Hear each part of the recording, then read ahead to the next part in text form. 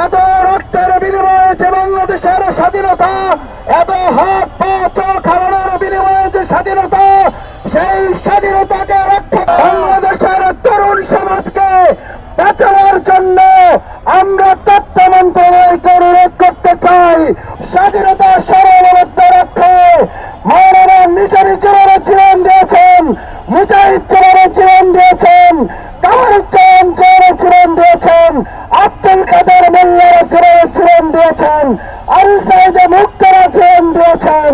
যদি প্রয়োজন হয় আমরাও কি জীবন দিতে রাজি থাকবো সবাই। বিশেষভাবে স্মরণ করছে যারা আহত এবং পঙ্গু অবস্থায় এখনো বেঁচে আছেন, তাদের জন্য আল্লাহর কাছে দোয়া করছি।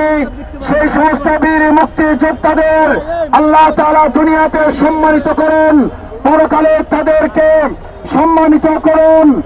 এবং বিশেষ করে 2024 সালের জুলাই আগস্টের গণঅভ্যুত্থানের মাধ্যমে যারা বাংলাদেশে আরেকটা নতুন স্বাধীনতা এনে দিয়েছেন, নতুন আরেকটা বিজয় এনে দিয়েছেন, আমরা সেই সমস্ত শহীদ ভাইদেরকে স্মরণ করছি। আহত পঙ্গুত্ব বরণকারী চিকিৎসাধীন অবস্থায় যারা এখনো রয়েছেন, তাদের জন্য আল্লাহর কাছে দোয়া করি আল্লাহ তাআলা তাদেরকে নতুন স্বাধীনতা যোদ্ধা হিসাবে কবুল করে আমাদের প্রিয় মাতৃভূমি বাংলাদেশকে যেন কবুল করেন। সম্মানিত ভাই এবং বন্ধুগণ, এত জীবনের বিনিময়ে যে বাংলাদেশের স্বাধীনতা, এত রক্তের বিনিময়ে যে বাংলাদেশের স্বাধীনতা, এত হাত পা চোখ হারানোর বিনিময়ে যে স্বাধীনতা, সেই স্বাধীনতাকে রক্ষা করার জন্য যদি আরেকবার জীবন দিতে হয় আমরা কি রাজি আছি সবাই? সংগ্রামী ভাই এবং বন্ধুগণ, আমরা বিজয় পেয়েছি। আমাদের বাংলাদেশের এই 56,000 বর্গ মাইলের এবার বাংলাদেশ জামাত ইসলামী 18 কোটি মানুষকে সাথে নিয়ে অর্থনৈতিক বিজয় আমরা অর্জন করব।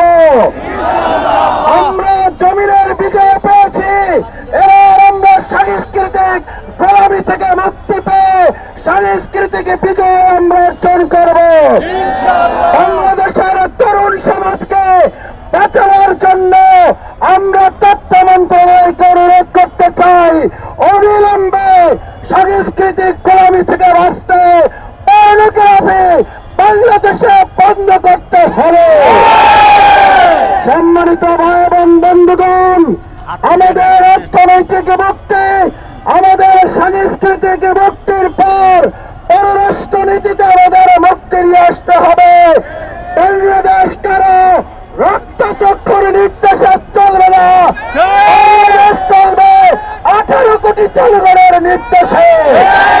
সম্মানিত ভাই এবং বন্ধুগণ, বাংলাদেশের স্বাধীনতা সার্বভৌমত্ব রক্ষায় মাওলানা নিজামী জীবনের জীবন দিয়েছেন, মুজাহিদ জীবনের জীবন দিয়েছেন, কামারুজ্জামান জীবনের জীবন দিয়েছেন, আব্দুল কাদের মোল্লার জীবন দিয়েছেন, আবু সাইদ মুক্তারা জীবন দিয়েছেন।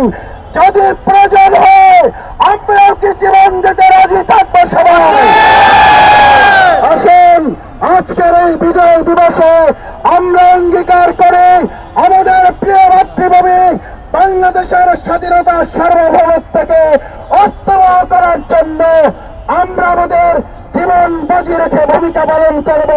সেই প্রত্যাশা ব্যক্ত করে আজকের এই সমাবেশের এ পর্যায়ে সমাপনী ঘোষণা করার জন্য সমাবেশের সংগ্রামী সভাপতি জননেতা জনাব নুরুল ইসলাম বুলবুলকে বিশেষভাবে অনুরোধ করছে।